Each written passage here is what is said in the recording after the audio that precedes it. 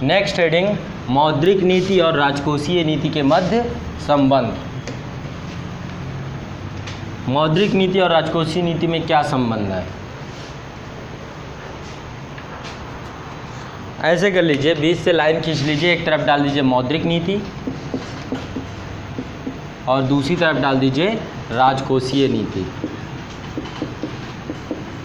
ये दो नीतियाँ डाल दीजिए, राजकोषीय नीति और मौद्रिक नीति। क्रम से इनको लिखते चले जाइए। ठीक, नंबर 1 में डालिए, लिखिए मौद्रिक नीति का निर्माण देश का केंद्रीय बैंक करता है, आरबीआई। मौद्रिक नीति का निर्माण देश का केंद्रीय बैंक करता है। मौद्रिक नीति का निर्माण देश का केंद्रीय बैंक करता है।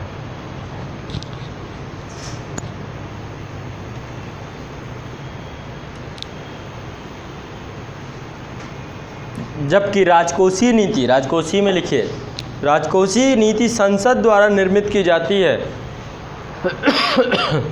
राजकोषीय नीति संसद द्वारा निर्मित की जाती है।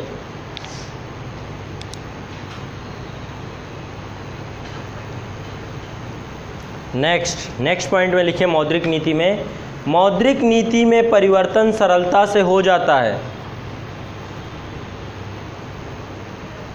मौद्रिक नीति में परिवर्तन सरलता से हो जाता है।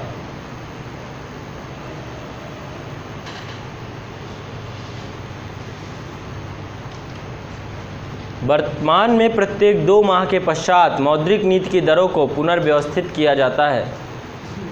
वर्तमान में 2 माह के पश्चात मौद्रिक नीति की दरों को पुनर्स्थापित किया जाता है।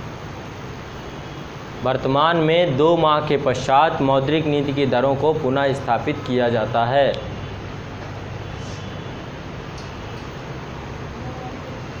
दो माह के पश्चात मौद्रिक नीति को पुनः स्थापित किया जाता है।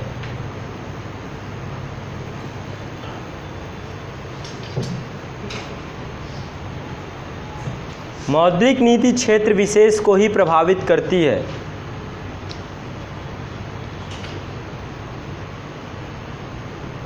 मौद्रिक नीति, तीसरा पॉइंट मौद्रिक नीति में है, तीसरा पॉइंट है मौद्रिक नीति क्षेत्र विशेष को ही प्रभावित करती है। क्षेत्र विशेष का मतलब क्या है? कैसा क्षेत्र, कौन सा क्षेत्र बताएगा कोई? संगठित क्षेत्र, ऑर्गेनाइज्ड सेक्टर जो होता है, संगठित क्षेत्र को प्रभावित करती है। अनऑर्गेनाइज्ड सेक्टर का मौद्रिक नीति से कोई लेना देना नहीं। अनऑर्गेनाइज्ड सेक्टर क्या है? जैसे कि मजदूर वर्ग, अकुशल मजदूर, जिनका बैंकिंग सेक्टर से कोई लेना देना नहीं है। समझ रहे हैं? आपका बैंक में खाता है, आपको बैंक से लोन चाहिए, आपको बैंक से ऋण चाहिए, तो आप प्रभावित होंगे मौद्रिक नीति से। और नहीं तो अकुशल क्षेत्र को क्या मतलब है? उसको दिन की दिहाड़ी मिली, अपना खर्चा चलाया, अगले दिन फिर काम पे निकल गया। ठीक है, तो मौद्रिक नीति किस क्षेत्र से जुड़ाव रखती है? संगठित क्षेत्र से। असंगठित क्षेत्र से बिल्कुल भी जुड़ाव नहीं रखती है। वो राजकोषीय नीति का काम है, अभी उस पर चर्चा हम करेंगे। ठीक है, अर्थात संगठित क्षेत्र से जिसका बैंक से प्रत्यक्ष रूप से लेन देन होता है, जिसका बैंक से प्रत्यक्ष रूप से लेन देन होता है, को समाहित करती है। मौद्रिक नीति क्षेत्र विशेष को प्रभावित करती है, अर्थात संगठित क्षेत्र, अर्थात संगठित क्षेत्र जिसका बैंक से प्रत्यक्ष रूप से लेन देन होता है, को समाहित करती है। ठीक, नेक्स्ट राजकोषीय नीति पे डालिए दूसरा नंबर। राजकोषीय नीति में परिवर्तन नहीं होता है। साल में एक बार बन गई, बजट आया जब, है ना, क्या आय की दरें होंगी, कैसे ऋण प्रबंधन किया जाएगा, कैसे सरकार बजट को मैनेज करेगी, वो सब एक साल में एक बार हो जाता है। राजकोषीय नीति में परिवर्तन नहीं होता है, बनने के बाद फिर क्या होता है, वो चलती रहती है एक साल, अगले वित्त वर्ष तक। ठीक है, नेक्स्ट एक अगला पॉइंट, तीसरा नंबर राजकोषीय नीति में लिखिए, जबकि राजकोषीय नीति के अंतर्गत सभी क्षेत्रों को समाहित किया जाता है। राजकोषीय नीति में सभी क्षेत्र समाहित होते हैं। सभी क्षेत्र समाहित होते हैं क्योंकि समाज में रहने वाला प्रत्येक व्यक्ति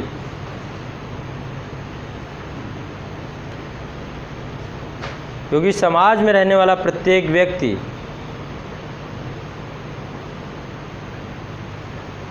प्रत्यक्ष या परोक्ष कर से जो जुड़ाव रखता है।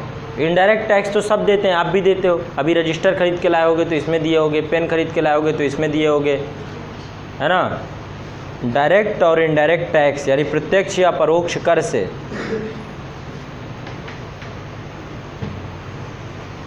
अवश्य अदा करता है। प्रत्यक्ष या परोक्ष कर जो अवश्य अदा करता है।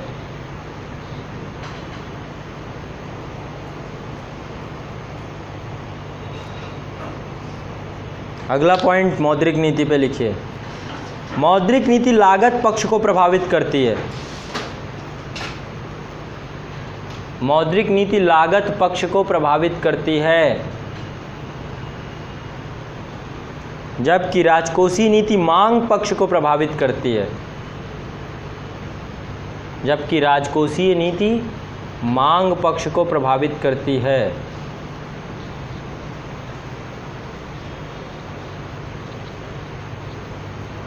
नेक्स्ट, मौद्रिक नीति में लिखिए, मौद्रिक नीति अप्रत्यक्ष रूप से लोगों की व्यय योग्य आय को कम करती है।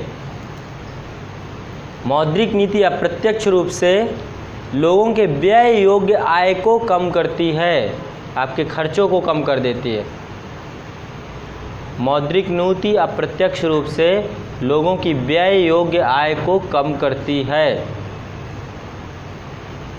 व्यय योग्य आय को कम करती है अप्रत्यक्ष रूप से। एक अगला पॉइंट राजकोषीय नीति में लिखिए कि जबकि राजकोषीय नीति प्रत्यक्ष रूप से व्यय योग्य आय को कम करती है। अब ये बताओ, आरबीआई सीआरआर बढ़ा दे, एसएलआर बढ़ा दे, कुछ बढ़ा दे, आपको क्या मतलब? आपको तो उससे मतलब है कि बैंक का क्या ब्याज दर कम हो रहा है, ज़्यादा हो रहा है, और उससे भी मतलब नहीं है। यदि बैंक ने ज़्यादा ब्याज दर बढ़ा दी, आप साहूकार के पास चले जाओगे, किसी के पास चले जाओगे, उससे पैसा ले लोगे। रिश्तेदार को फ़ोन लगा दो कि भैया है क्या पैसा बस चल रिश्तेदार के पास रखिए ब्लैक मनी, तो रिश्तेदार ने कहा परेशान मत हो, बहुत कैश रखा है, टेंशन ना लो, कितना डलवा दूँ। मैं तो इंतज़ार कर रहा था कि कोई अपना बैंक अकाउंट बोलेगा, और रिश्तेदार ने डलवा दिया। ठीक है, तो क्या है यहाँ पर, व्यय योग्य आय को डायरेक्ट रूप से राजकोषीय नीति और इनडायरेक्ट रूप से मौद्रिक नीति, ये है दोनों में संबंध, यानी दोनों में अंतर। अब मुझे बताइए, राजकोषीय नीति और मौद्रिक नीति में कुछ ना समझ में आया हो तो बताओ। बहुत आसान है दोनों बहुत आसान है, दोनों ख़त्म भी हो गए कम्प्लीटली। मैंने जो जो चीज़ें ज़रूरी थी वो बता दी। कभी आता है कि महंगाई दर को कैसे राजकोषीय नीति और मौद्रिक नीति कम करती है? हाँ बताइए। हाँ, संलग्न क्षेत्र, संगठित क्षेत्र किसे कहते हैं? Organise sector. ऑर्गेनाइज सेक्टर, आप जिस चीज़ की तैयारी कर रहे हो, आप ऑर्गेनाइजेशन, एक संगठन पे जाना चाह रहे हो, एक ढांचा जिसका बना हुआ है। जैसे कि बैंक एक ढांचागत स्वरूप बना हुआ है, उसका संगठित क्षेत्र है। गवर्नमेंट जॉब में जाना एक संगठित क्षेत्र है। आज मुझे जॉब मिलेगी, कल चली जाएगी। क्या मजदूर के साथ क्या होता है? आज किसी ने काम में रखा, आज 300 रुपये दे दिया, अगले दिन फिर काम मिलेगा तो ठीक है, नहीं मिलेगा तो नहीं ठीक है।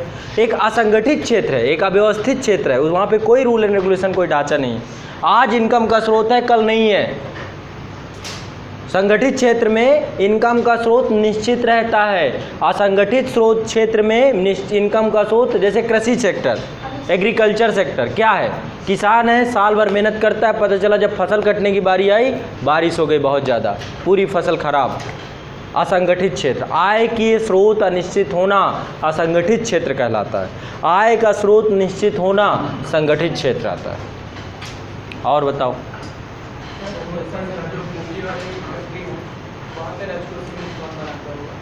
सरकार बनाएगी पूंजीवादी कंट्री पे भी, वहाँ तो सरकार है ना। सरकार का बजट होता है, बजट हर जगह होता है ना। कोई ऐसी कौन सी कंट्री जहाँ बजट नहीं हो, जहाँ आय व्यय का लेखा जोखा ना होता हो? है कोई कंट्री? तो राजकोषीय नीति क्या है? आय व्यय का लेखा जोखा रखना, कहाँ से इनकम आएगी, कहाँ पे इनकम खर्च करना है, और यदि कम आय ज़्यादा है इनकम व्यय कम है तो व्यय को बढ़ाना है, यदि व्यय ज़्यादा आय कम है तो इनकम के स्रोत लाना, चाहे कर्ज से लाओ पैसा। आपके घर में क्या होता है, मान लो घर पे 4 भाई बहन हैं, चारों को पढ़ाने का टाइम आ गया, बहन की शादी का टाइम आ गया, तो क्या होता है, पिताजी चाहे कर्ज ले लेकिन काम नहीं रुकने देंगे। ठीक है, होता है ना। वैसे ही सरकार भी काम करती है। सरकार जब देखती है कि देश की अवस्था बहुत ज़्यादा लचर है तो सरकार कर्ज ले लेती है। आज देश में बहुत कर्ज है, आज देश के पास बहुत कर्ज है। हर एक बच्चा जो पैदा हो रहा है 33,000 रुपये कर्जा लेकर पैदा हो रहा है देश का। क्यों, जनसंख्या बढ़ती जा रही है। अब आप ही के घर में देखो, आपके घर में 10 भाई बहन होंगे तो पिताजी पढ़ा पाएंगे? 2 को काम में लगा देंगे, सीधा जाओ काम करो, मेरा हाथ बटाओ।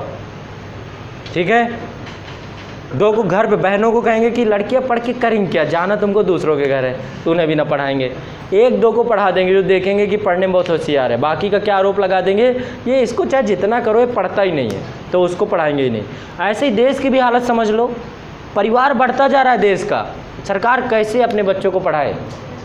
आधों को बोल रही है कि मजदूर बन जाओ, मैं क्या करूँ, मजबूरी है, जनसंख्या वृद्धि। आप ही के घर पे इकट्ठा 20-25 की आबादी हो जाए, संभाल नहीं पाते, 2 अतिथि आ जाए नहीं संभाल पाते हो। तो वैसे ही देश तो है, सेम चीज़ तो है। परिवार का बड़ा रूप, परिवार का विशाल रूप, परिवार का विस्तृत रूप देश कहलाता है। कई परिवारों से मिलकर के देश बन जाता है। 50,000 करोड़ परिवारों से मिलकर भारत देश बना है। तो परिवारों का स्वरूप छोटा हो जाए तो देश का स्वरूप छोटा हो जाएगा।